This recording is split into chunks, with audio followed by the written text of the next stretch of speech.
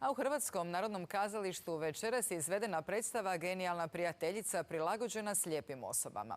Tijekom izvedbe glumac Livio Badurina čitao je naraciju između dijaloga koje su slijepe osobe slušale s pomoću slušalica, a prije same izvedbe omogućeno im je da na pozornici opipaju kostime, kulise i rekvizite iz predstave.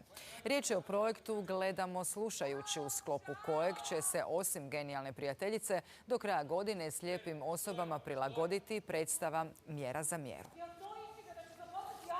Pa evo, imali smo dvije nepotpune probe, ali čisto da isprobamo taj jedan suptilni način davanja informacija u tišinama što se događa na sceni, a zapravo na neki način didaskalije.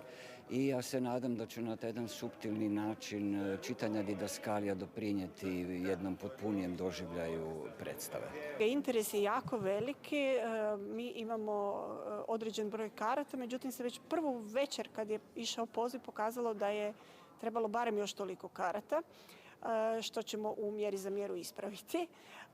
Da, ovo je naša prva suradnja sa HNK-om, nije i zadnja.